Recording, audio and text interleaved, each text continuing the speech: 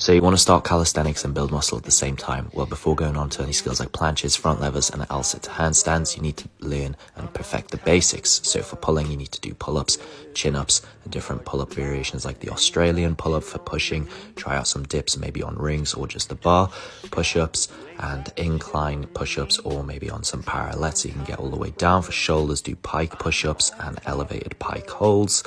Then for core, you can try out L-sit. If that's too difficult, go into tuck L-sit. Try out some hanging knee raises and hanging leg raises to keep building that core strength. And if that's too difficult, go into the straight arm plank and hollow body hold. Can't do a single pull-up? Let's change that. It's the exact workout I used. First, let's chalk up and grip the bar with a strong overhand grip. Then our warm-up's going to be some scapular pull-ups, 3 sets of 12, pull your shoulders away from your ears. Then you're going to do the max amount of pull-ups you can do, even if it's only one, and go straight into Australian pull-ups. Try aim for 15 reps. My best advice is to change your grips, to do them shoulder width, do some wide,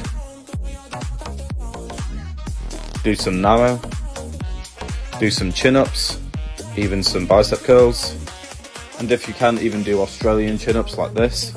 Do 3 rounds of this, 15 reps each. This is for beginners. In this video, I'll be highlighting key things you need to know when performing the dips. Starting off, we need to take a look at a scapular position. In order to prevent common tensions such as discomfort in your shoulders and collarbone, you must first retract your scapula, which will pull your shoulder blades back and prep your chest up. After that, scapular depression is needed. The process of pulling your shoulder blades down, which will engage your chest, lats, and traps. Engaging in both scapular retraction and depression will set your body up for proper technique. Now it's performing the actual movement part of the dip. We need to make sure we are utilizing full range of motion, meaning at the start of the dip position, your arms must be straight, no bent elbows, and as you come down, you're at a 90-degree angle, or if your shoulder mobility allows it naturally, you may go past 90 degrees. Then it's the final touch when performing the dips. In order to optimize this exercise effectively, you need to engage your lower body, meaning keeping your feet together, squeezing your glutes, quads, and pointing your toes. Not doing this will imbalance your weight distribution, which will lead to inconsistent repetitions, which is not optimal for your strength output and muscle hypertrophy. If you want to see how I start a weighted dips, be sure to follow me, man. I'm the toughest fitness galaxy, no cap.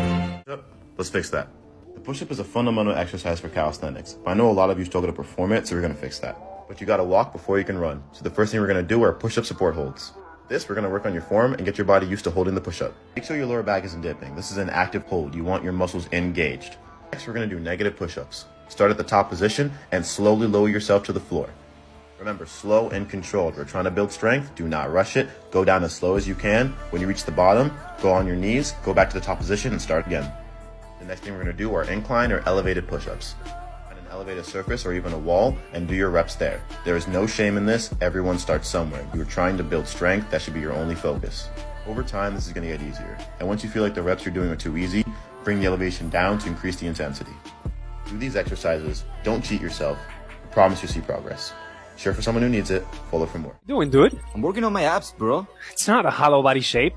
Now we're talking. Want to learn how to do this? We got you. Lay down, arms straight on overhead, palms up or facing each other. Elevate the shoulders, raise the upper back without moving the neck or arms. Push your lower back into the floor and engage your lower abs and glutes to raise the legs. Lower the feet to open the hips. Legs straight and squeeze together, feet pointed and hold. Most of people jump right away into this progression and keep a weak activation. So instead, try these. Tuck, arms forward. Tuck, arms overhead. Straddle, arms forward. Straddle, arms overhead. And full, hands forward. Here are the most common mistakes. Starting the movement with the neck. Arms not leveled. Upper back on the floor. Lower back off the floor. Hips not open. Legs bent. Overall, weak core activation. Once you feel solid with the full version, you can add the hollow body rocks to increase the difficulty. However, don't rush and take the necessary steps to get there. We love you.